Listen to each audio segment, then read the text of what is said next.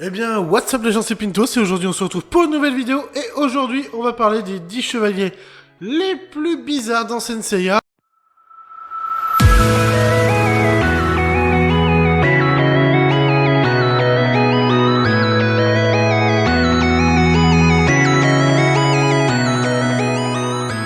Donc vous n'êtes pas sans savoir que dans Senseiya, il y a un total de 88 chevaliers au service d'Athéna.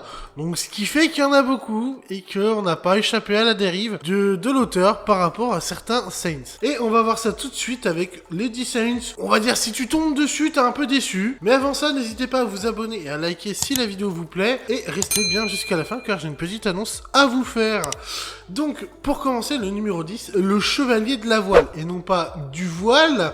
Donc blague raciste plus 1, ça c'est fait. Donc le chevalier de la voile, bien entendu de la voile à bateau, hein, bien entendu. Donc ça c'est un premier chevalier où je me dis tu tombes dessus, tu peux te demander c'est quoi tes pouvoirs, et puis pourquoi le chevalier de la voile. Clairement c'est un peu claqué au sol, c'est pas un chevalier de ouf, mais bon, ça reste on va dire encore plutôt jouable de se dire le chevalier de la voile ça peut le faire. En numéro 9, je mets le chevalier du petit chien. Alors vous allez me dire, le chevalier du petit chien, ça peut rester classique. Il y a le chevalier du chien, bon voilà, c'est comme il y a le chevalier du lion et du petit lion. Sauf que, moi j'ai une question. Est-ce que l'auteur a déjà vu un chien? J'ai un chien chez moi, je l'ai regardé, pas de cornes sur sa gueule. Hein. Que là, il y a des putains de cornes sur le chevalier du chien. Pourquoi? Et même du petit chien, pourquoi? Pourquoi les gars? Moi, je ne comprends pas. Si quelqu'un a une explication, dites-le moi dans les commentaires. Ça me ferait extrêmement plaisir de comprendre pourquoi le chevalier du petit chien a comment dire, des cornes. Ensuite, en numéro 8, nous avons le chevalier du compas. Et oui, on commence à rentrer dans les fournitures scolaires. Donc, ensuite, on va voir le chevalier du crayon, le chevalier du crayon gris et tout ça.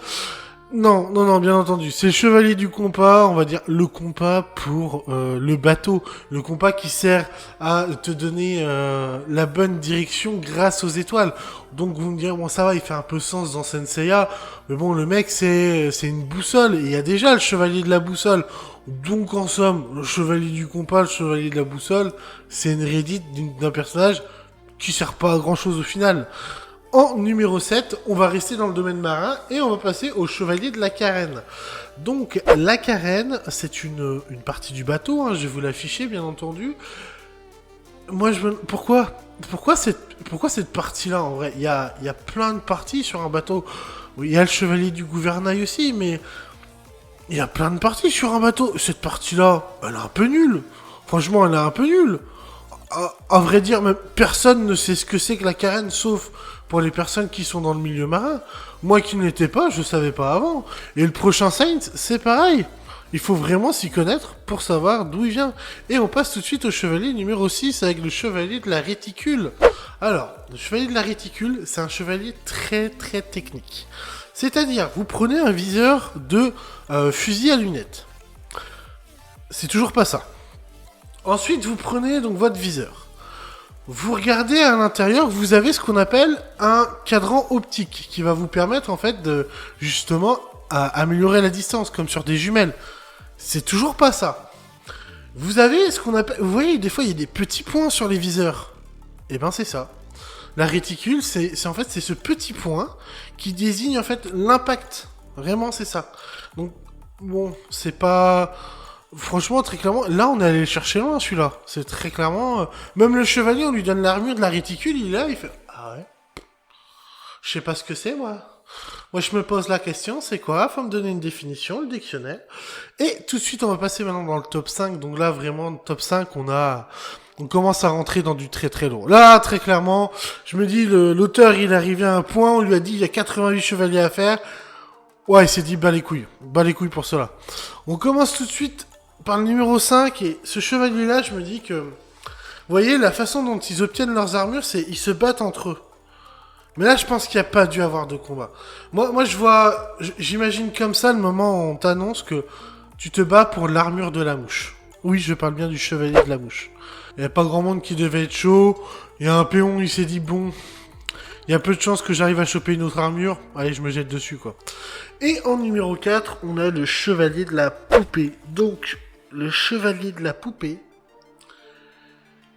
déjà rien que l'armure, elle fait peur. Je suis désolé, hein, mais vous prenez juste l'armure, les gars, ça suffit. Mettez-la à un endroit X, je pense qu'il y a personne qui passe. Hein. Et encore plus, je me dis, le porteur, c'est chaud, tu combats, tu tombes, ouais, j'ai gagné une armure, je suis le chevalier de la poupée. Le seul qui peut être intéressé, c'est Sean. Bon, on va rien dire. En numéro 3, on va passer sur le chevalier de la règle. Alors lui, il ne se bat qu'une fois par mois, et toujours dans la culotte des filles. La blague dégueulasse, ça, c'est fait.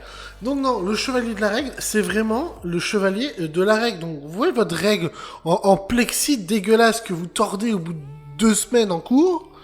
Bah c'est ça, voilà. Lui c'est ça, il se bat avec des règles. Il peut te donner des distances. Il peut... voilà.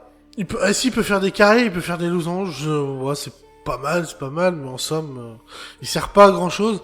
Même dans l'histoire, il sert pas à grand chose, tu vois. Même l'auteur, il s'est dit, j'ai peut-être déconné, chevalier de la règle, j'ai peut-être déconné.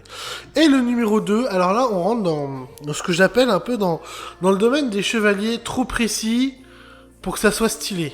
Comme le chevalier de la chevelure de Bérénice. Ah, si déjà t'es pas fanat de la mythologie grecque, la chevelure de Bérénice, il faut connaître, alors, la mythologie grecque, le mythe de Bérénice, et comprendre le rapport avec la chevelure. J'aurais compris le chevalier de Bérénice. Tu restes un peu dans le même acabit que les autres. Ah, mais bon, après je me dis, ça aurait pu faire comme pour Orphée, parce que Orphée de la lyre, parce que Orphée joue de la lyre, donc on aurait pu avoir Bérénice de la chevelure. Chevalier de la chevelure, donc... ouais, je me dis qu'au final, on a peut-être gagné au change. Après, l'avantage de ce chevalier-là, c'est quand même que son armure, du coup, elle est indestructible. Parce que les cheveux de Bérénice sont... vous pouvez pas les couper. Donc, bon, c'est le rapport. Mais je me dis, quand même, il faut aller le chercher, celui-là. Et là, on arrive au top of the top. Et je parle du chevalier de la table. Oui, le chevalier de la table, c'est pas le chevalier de la table ronde. Non, non, c'est pas comme la légende du roi Arthur. Non, non. Non, c'est beaucoup moins classe, quand même. Hein. C'est vraiment... le chevalier de la table. Donc, c'est-à-dire que tu prends une table carrée que tu as chez toi, comme tout le monde, une table Ikea. Voilà, tu as le chevalier de la table. Même son armure, c'est une table. Tu fais même rien du tout pour le chevalier de la table. Pauvre petit chevalier. Donc voilà, c'est la fin de la vidéo. J'ai essayé un nouveau format. Il y a, je pense, quelques petits ratés. De toute façon, vous me direz ça dans les commentaires. Du coup, bah, dites-moi ce que vous en avez pensé. Dites-moi ce que vous pensez du classement, d'ailleurs. Si vous connaissiez ou pas ces signes cela. S'il y en a certains, vous dites « Ah, je suis pas d'accord » ou quoi que ce soit. Il a été très utile dans l'intrigue. Ça m'étonnerait, mais bon, on ne sait jamais si je tombe sur des fans ultra hardcore du manga. Ou même de l'animé, en somme. Parce qu'il y en a certains, c'est que de l'animé qu'ils apparaissent. N'hésitez pas, le petit pouce bleu si la vidéo vous a plu, si vous en voulez d'autres. J'ai d'autres idées de concepts un peu comme ça, où ça peut être marrant à faire. Ensuite, prenez soin de vous en cette période de confinement, c'est très important. Et puis moi je vous dis à la prochaine pour une nouvelle vidéo. C'était Pintos, sayonara les gars.